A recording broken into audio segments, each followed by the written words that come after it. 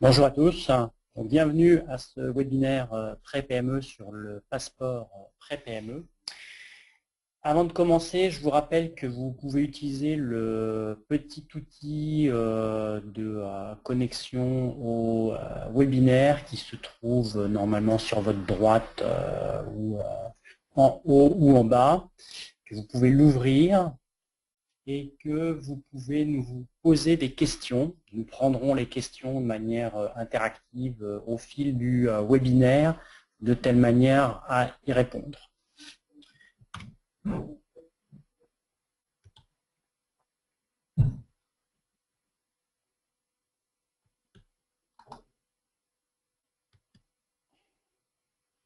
Alors, qui sommes-nous? Il y a un peu de latence entre les slides, j'en suis désolé, c'est dû à la qualité de la connexion.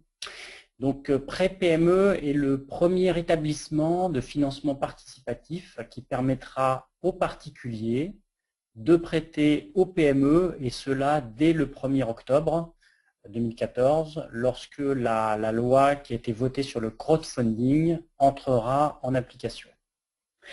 Alors, les fondateurs de Pré-PME, Frédéric Beau et moi-même, Nicolas Guillaume, avons une expérience inégalée de la finance participative, puisque nous travaillons sur ce sujet depuis un certain nombre de temps. Nous avons monté un certain nombre de plateformes, participé aux différentes actions de lobbying qui ont conduit à ce que la législation qui était assez, disons, un peu propice au crowdfunding soit modifiée, et c'est Pré-PME et l'aboutissement de ce projet d'évolution de la réglementation pour rendre le crowdfunding plus positif en fait dans l'environnement français et de permettre son développement. Donc, quelques rappels sur la nouvelle loi dont je vous parlais, la loi sur le crowdfunding. Cette loi permettra aux particuliers de prêter à des projets d'entreprise sous la forme de prêts. Ces prêts pourront, pour une entreprise, s'élever jusqu'à 1 million d'euros, et chacun des particuliers pourra prêter jusqu'à 1 000 euros par projet. Sachant que pour un particulier pourra prêter à plusieurs projets sans limitation sur le nombre de projets.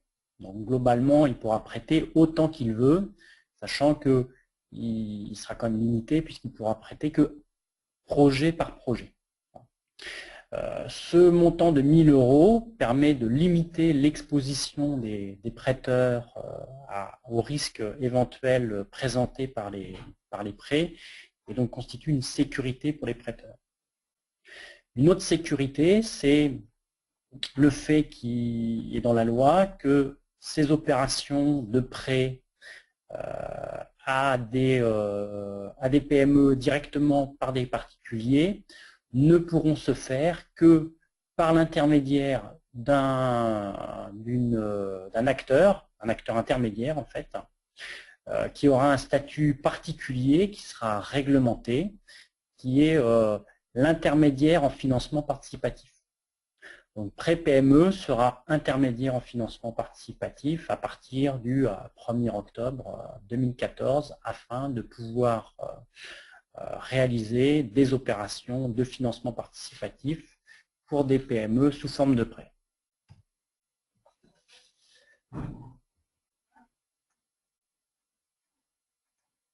Alors, qu'est-ce qui nous amène ici ensuite au passeport Pré-PME? Alors, le passeport Pré-PME, il répond à un problème en fait que rencontrent en fait beaucoup de PME, qui est l'expérience habituelle des PME face à leur banque, qui est de se dire que d'abord, c'est compliqué en fait de faire des demandes de prêt. Quand on se présente à la banque, dès qu'on veut faire une demande de financement, le banquier exige de fournir de nombreux éléments, des justificatifs, des comptes, etc. Ensuite, le traitement du dossier de financement est lui-même très opaque. Une fois qu'on a confié son dossier à son conseiller clientèle bancaire professionnel, bon, on ne sait pas très bien ce qu'il devient. Le conseiller en réalise l'instruction, mais à un rythme qu'il maîtrise sans qu'on ait beaucoup de visibilité. Il passe dans des comités de crédit pour être évalué par plusieurs personnes. Ces comités de crédit ont lieu, on ne sait pas quand, à intervalles réguliers, mais on ne sait pas quand. Et puis quand il y a trop de dossiers dans un comité de crédit, il est reporté sur le comité de crédit suivant. Donc, globalement, on est dans on est un peu en fait dans un trou noir et on ne sait pas quand est-ce que le dossier de financement va ressortir. Et enfin, dernièrement, quand on reçoit une réponse négative, souvent, on n'a que très peu d'explications, voire des explications très élusives en fait de la part du conseiller bancaire sur les raisons exactes qui ont fait que le dossier a été refusé.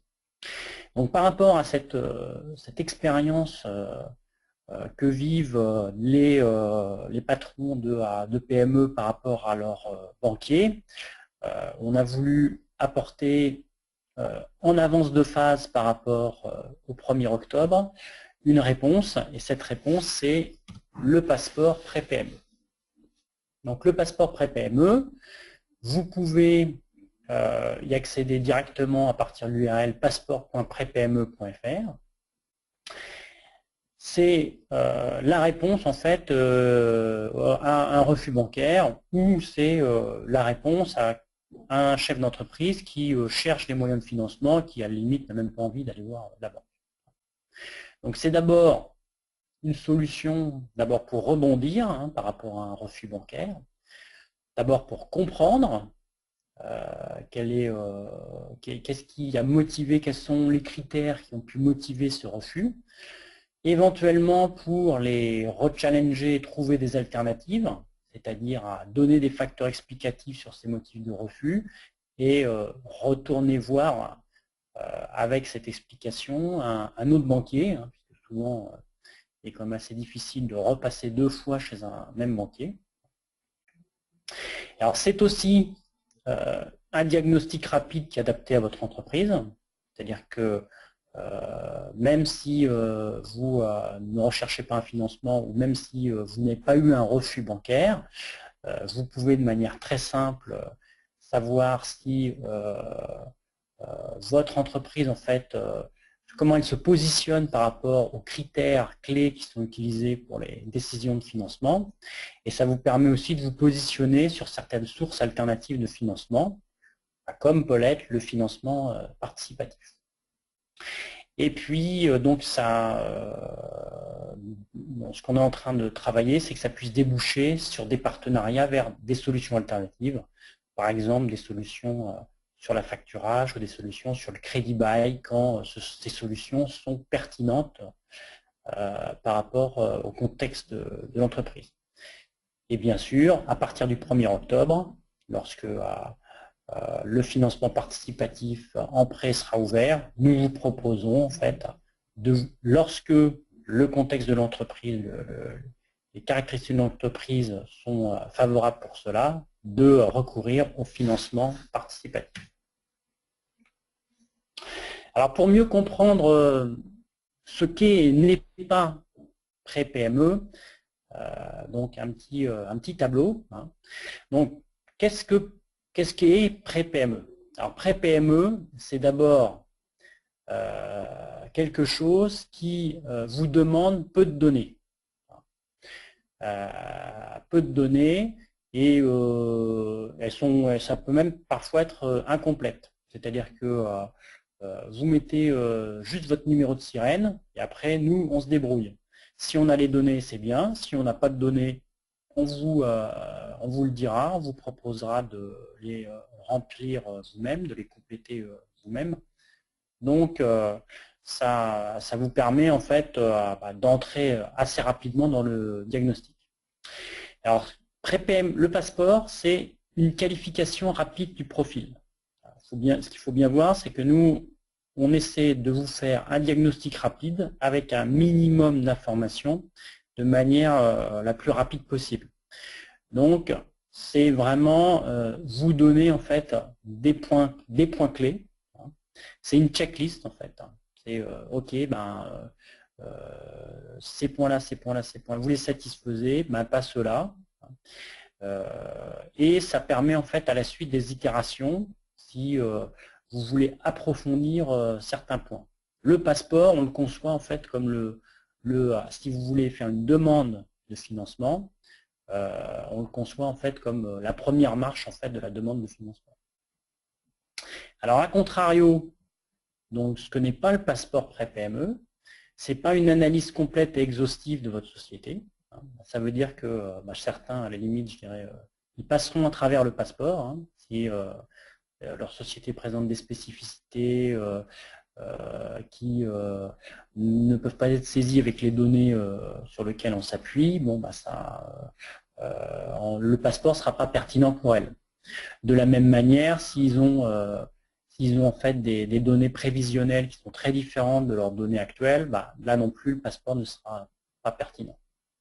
Donc, ce qu'il faut bien comprendre, ce n'est pas une analyse approfondie. Ça ne remplace pas en fait une analyse approfondie si on veut avoir quelque chose en fait de plus précis. Alors, ce n'est pas non plus, il n'y a pas du tout de notion de certification. L'obtention du passeport ne certifie rien. Le passeport peut, pour une raison ou une autre, ne pas saisir certaines situations particulières, donc il n'y a pas du tout de logique de certification. Il n'y a pas non plus de logique de scoring bancaire. On n'utilise pas du tout des statistiques ou des méthodes d'évaluation bancaire. Donc ce qu'on vous donne en fait, c'est des données génériques. On s'appuie en fait sur des données génériques, des ratios génériques par rapport à des secteurs d'activité, par rapport à des équilibres bilanciels, des équilibres financiers. Alors le passeport, ce n'est pas non plus un dossier de financement, puisque si on obtient un passeport, on n'obtient pas forcément un financement derrière. Il faut faire un dossier de financement, c'est autre chose. Et le passeport n'est pas non plus un outil de simulation. On vous donne une photo à un moment donné par rapport aux données qu'on a sur vos comptes. Ça ne veut pas dire en fait que cette photo ne sera pas différente si vous faites un financement. Et donc, on n'a pas la capacité à voir quel est l'impact en fait de ce financement sur votre passeport. Alors, plus concrètement, comment ça marche? Donc, vous allez sur le site, vous indiquez votre numéro de sirène. Là, on vous envoie par mail en fait votre passeport. Je vais rentrer un peu plus en détail sur le passeport. Si nécessaire, on vous dit, là, on ne peut pas vous l'établir au manque de données, ou si vous voulez détailler des points complémentaires qui ne sont pas détaillés sur le passeport, par exemple les indicateurs de défaillance, vous avez des liens vers des formulaires complémentaires et ça vous permet d'avoir une itération supplémentaire de votre passeport. Sur votre passeport, c'est comme un passeport, on peut le compléter. Plus on voyage, plus on le travaille, plus on le complète, plus on a un passeport fiable. Alors, comment le lire, le passeport? Vous avez une description, vous avez une petite fiche sur votre entreprise.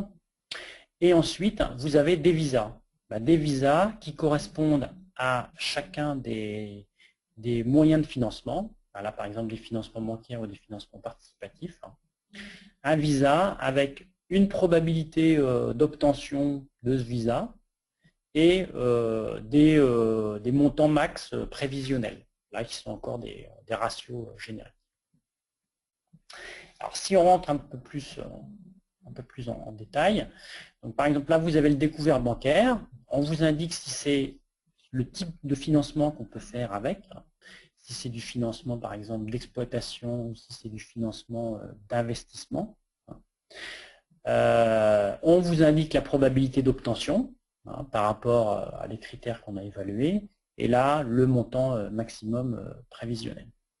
Alors, on distingue en fait les financements d'exploitation et les financements d'investissement, qui sont des des financements plus longs, ça correspond en fait à la grande règle du financement, hein, qui est la règle d'harmonie entre les emplois et ressources.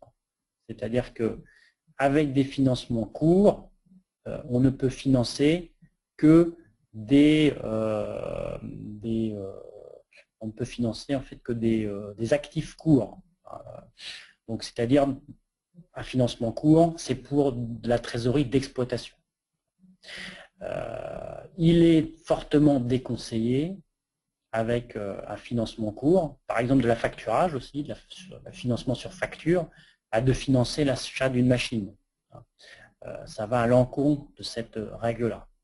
Par contre, un financement long, un financement peut être utilisé indistinctement pour de l'investissement, pour de l'exploitation, parce que selon la règle, que quand on a un financement long, il reste longtemps dans l'entreprise. Donc si on peut financer des choses à long terme, on peut aussi financer des choses à court terme, puisque c'est une ressource en fait qui est permanente à court terme. Donc c'est pour ça qu'on a indiqué les caractéristiques en fait de chaque financement, que ce soit de l'exploitation, donc du court terme, ou de l'investissement, qui est plutôt du long terme. Alors, tout le monde en fait ne peut pas compléter son passeport. Là, on a souvent des questions sur cet aspect-là. Quand vous avez en fait un point d'interrogation, ça veut dire que les éléments nécessaires pour établir le passeport ne nous sont pas disponibles. Alors, qu'est-ce que ça veut dire? Ça veut dire généralement que vos comptes en fait n'ont pas été déposés au greffe, puisque nous on s'appuie sur les comptes qui sont déposés au greffe. Donc si vous n'avez pas déposé vos comptes au greffe, de toute façon la plupart des cases du passeport seront vides et vous ne pourrez pas vous donner de visa.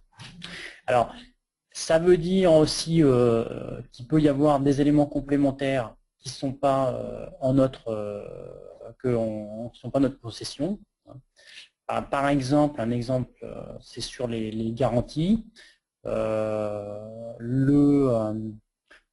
exemple, un financement comme le crédit bail s'appuie sur des garanties. Il s'appuie aussi sur alors l'affacturage, un autre type de financement, il s'appuie sur la qualité de facture. Ça, c'est des éléments que nous, on ne peut pas avoir. Quelles sont les garanties que vous pouvez apporter par rapport à un investissement? On ne sait pas, puisque ce n'est pas de l'investissement que vous pouvez réaliser. Et quelles sont la qualité des factures que vous avez? Ça non plus, on ne peut pas le savoir.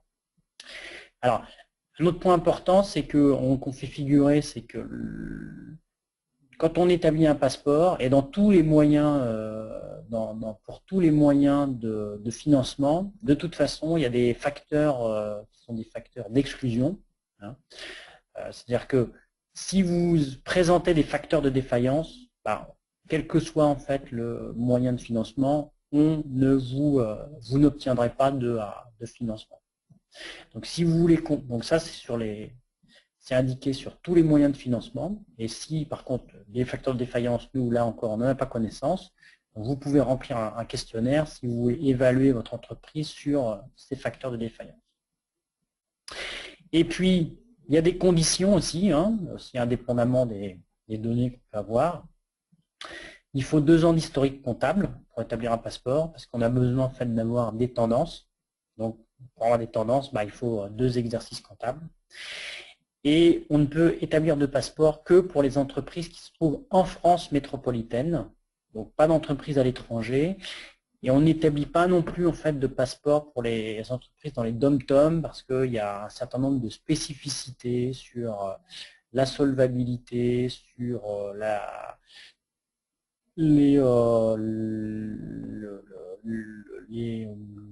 l'activité en fait de ces entreprises-là, que nous, on n'est pas en capacité d'apprécier. Donc, on préfère ne pas établir de passeport. Alors, pour lire le passeport, vous avez vu la première partie qui sont les sources de financement. Est-ce que je peux avoir un découvert bancaire? Est-ce que je peux avoir un prêt bancaire? À la suite du passeport, vous trouvez un petit tableau avec les critères qui sont appliqués sur chacun de ces moyens de financement, donc avec les notes correspondant sur ces critères. Et ensuite, vous avez un tableau à la suite sur le détail des critères. Donc, c'est-à-dire quelles sont les composantes de ces critères et comment sont appréciées en fait les composantes de ces critères pour votre société. Donc, vous avez donc le déroulé complet de tout ce qu'il faut savoir pour évaluer votre capacité de financement. Bon, vous avez ici un tableau des critères, donc je ne vais pas les décrire en détail. De toute façon, les slides qui correspondent à ce webinaire seront partagés sur SlideShare. Elles sont aussi partagées sur notre blog.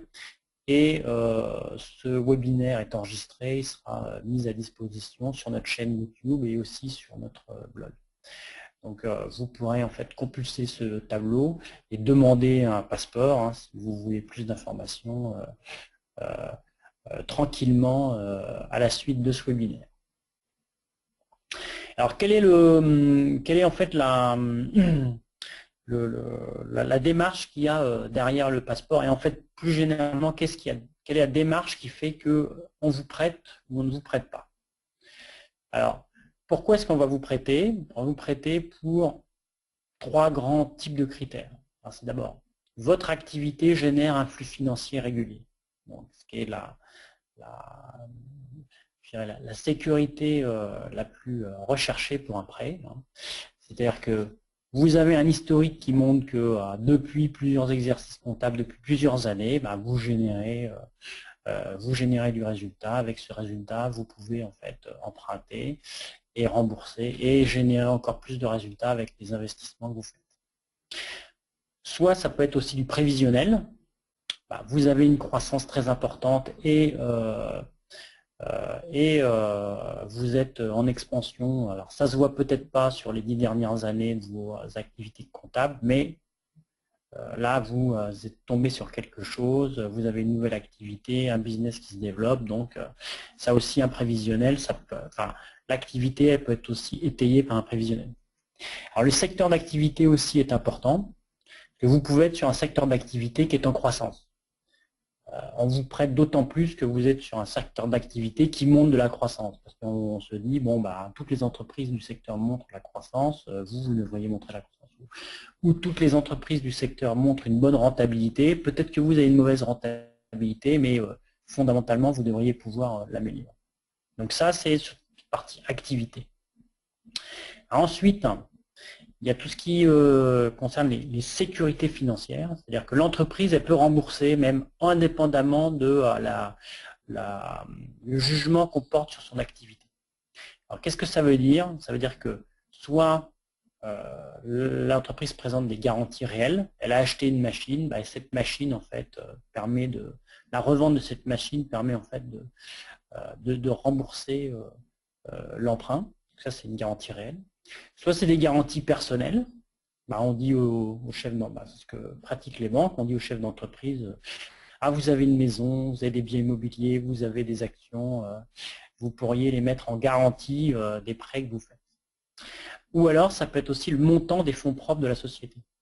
La société, elle a eu des fonds propres au début de son existence, elle génère des résultats. Ces résultats sont normalement, ils peuvent être incorporés en fait dans les fonds propres qui augmentent. Et ces fonds propres en fait constituent une garantie pour les différents créanciers de l'entreprise. Et puis après, il y a la dernière partie, c'est un peu la réputation de l'entreprise. On peut faire confiance à l'entreprise. Alors pourquoi est-ce qu'on peut faire confiance à l'entreprise? Parce qu'il n'y a pas d'événement précurseur de défaut. C'est le questionnaire sur la défaillance d'entreprise. Tout va bien, donc a priori c'est une entreprise saine. Cette confiance, elle peut venir aussi d'une connaissance par un tiers de confiance. Ça peut être un expert comptable, ça peut être parce que cette société elle est accompagnée en fait par par un service d'accompagnement d'entreprise. Ça peut venir aussi de personnes qui sont au capital de la société. Un autre facteur qui donne confiance, c'est la transparence.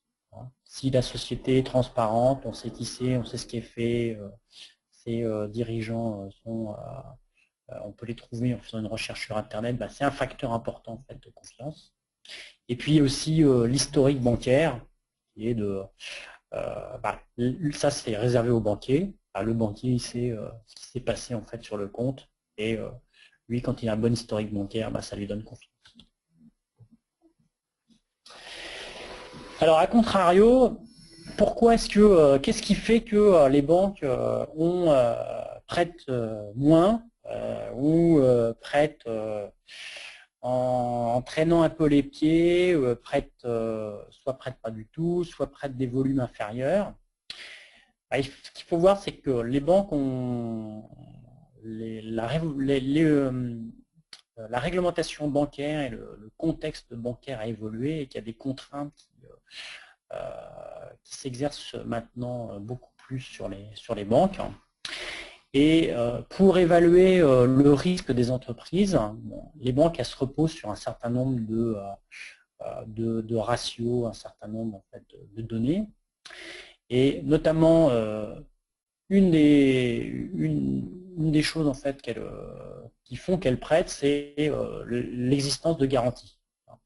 À tel point que présenter des garanties, que ce soit des garanties réelles ou des garanties personnelles du fait du chef d'entreprise, ça devient pratiquement obligatoire pour pouvoir obtenir un prêt parce que les banques ne veulent plus prendre de risques. Après, une autre contrainte qui s'exerce sur les banques, c'est les critères sectoriels. Les banques, c'est des grandes institutions qui gèrent beaucoup de toutes les entreprises et donc elles se comportent de manière, je dirais, un peu moutonnier, c'est-à-dire qu'elles regardent un secteur d'activité dans sa totalité. Et puis, si ce secteur d'activité il présente soit un taux de défaillance d'entreprise, soit une décroissance du chiffre d'affaires sur le secteur, elles se disent non, là on va arrêter de prêter sur ce secteur-là. Puisqu'on a tellement comme statistiquement, on est exposé sur ce secteur beaucoup plus en fait, on est exposé sur la totalité de ce secteur, puisqu'on a plein de clients et donc on a forcément plein de clients dans ce secteur. S'ils sont tous en décroissance ou s'ils sont tous en défaillance ou si leur risque est supérieur, prêtons moins sur ce secteur. Donc là, si vous êtes dans le transport, si vous êtes dans l'imprimerie, qui sont des secteurs plutôt en décroissance, c'est un peu dur, alors qu'il y a des bons projets en fait dans le transport, il y a des bons projets dans l'imprimerie. Alors ensuite, il y a le premier critère pour réaliser pour qu'un prêt soit fait ou pas, en fait, c'est de connaître son chargé de clientèle. En fait, c'est plutôt que son chargé de clientèle vous connaisse. Alors, si le chargé de clientèle il ne connaît pas votre métier, votre secteur d'activité, sachant que c'est lui qui va aller défendre votre dossier, c'est beaucoup plus dur.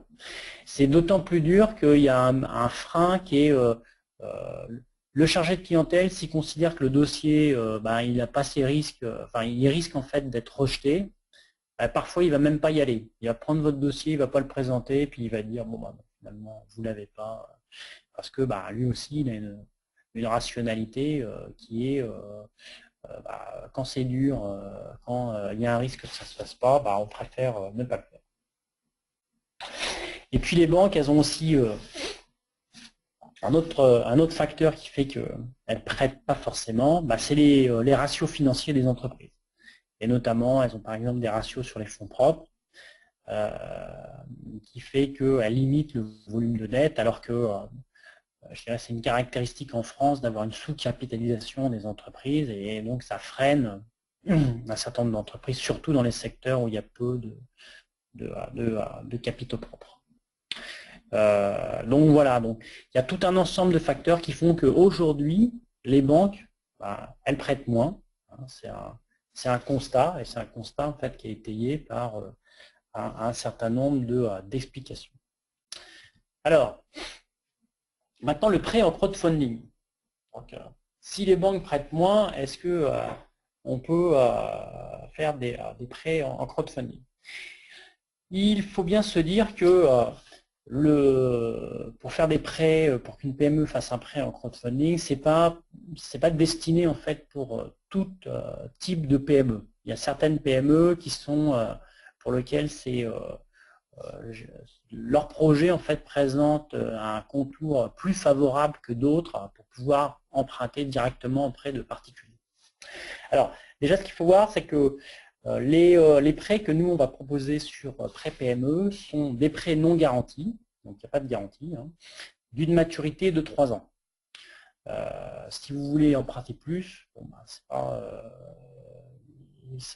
nous au début on commencera en fait que sur des durées relativement courtes en fait de 3 ans.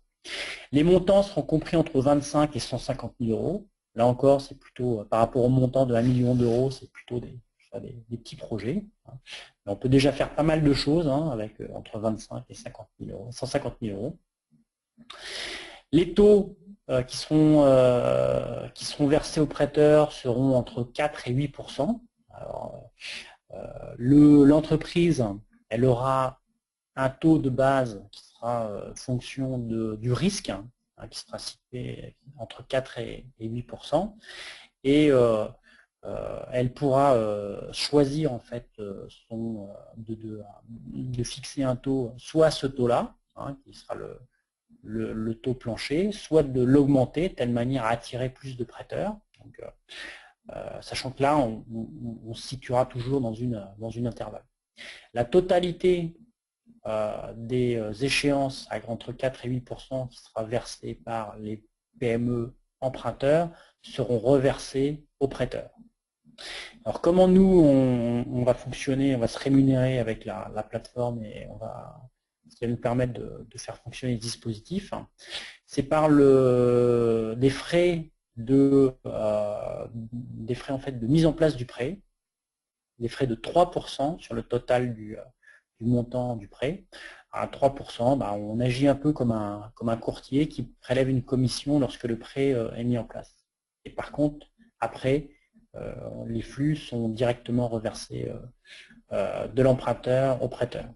Et on prend aussi une commission sur le traitement en fait, de ces échéances. Et on prend 1% sur le montant de l'échéance à chaque fois qu'on le traite, de telle manière à assurer le traitement des prélèvements et la répartition ensuite des prélèvements pro rata de chacun des prêteurs qui aura contribué au prêt, qui recueillera donc la contrepartie correspondante de chacune des échéances de versement.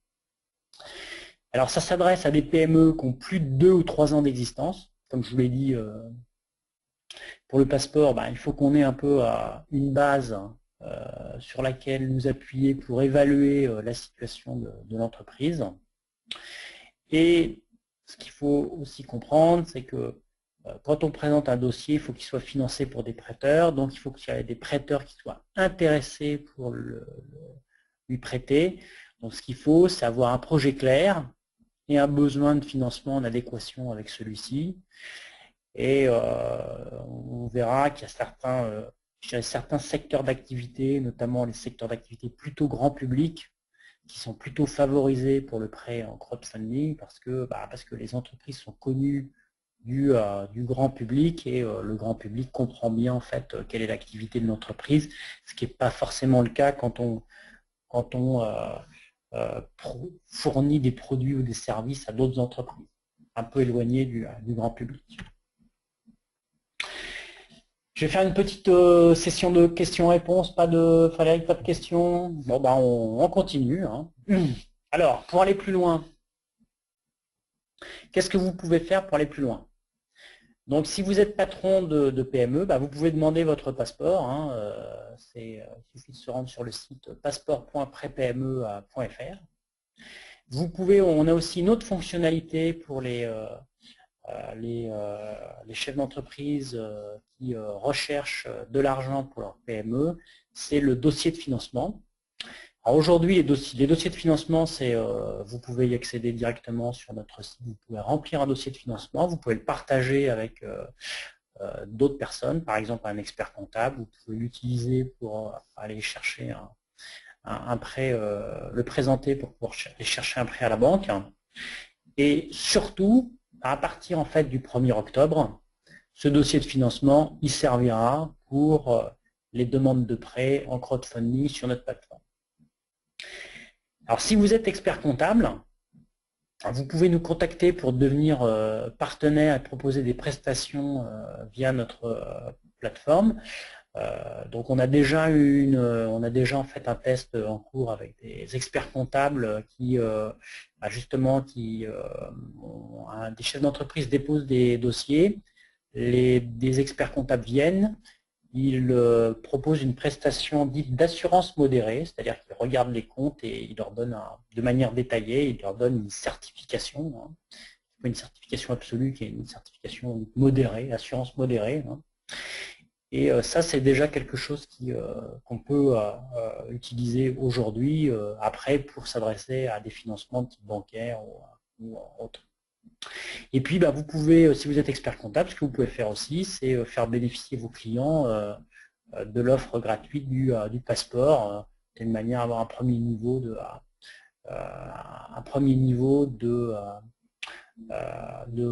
d'évaluation de l'entreprise. De toute façon, n'hésitez pas à nous contacter, contact@prepme.fr si vous voulez interagir avec nous ou si vous êtes intéressé à devenir partenaire. Si vous êtes conseiller auprès des PME, c'est un peu la même chose. On a bâti en fait la plateforme prepme.fr de manière très ouverte, de telle manière à pouvoir y accueillir des partenaires qui pourront interagir avec les chefs d'entreprise qui déposeront leur dossier de financement. Donc vous pouvez aussi nous contacter en fait pour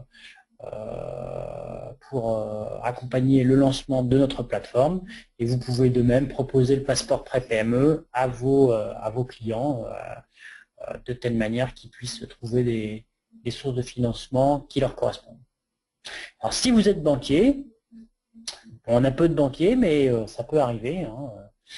Donc vous, le passeport pré-PME, ça vous permet en fait de donner un retour, donner en fait entre guillemets un retour à vos clients. Et puis vous pouvez aussi nous contacter pour mettre en place des partenariats, parce que le prêt en financement participatif pour des PME sans garantie, ça peut être un complément par rapport à une offre de banque traditionnelle dans laquelle maintenant il n'y a plus que des prêts avec des garanties, et le prêt sans garantie peut être confié en fait à une plateforme de financement participatif. Alors le prochain webinaire, donc nous avons là maintenant, nous sommes arrivés à la fin de ce webinaire.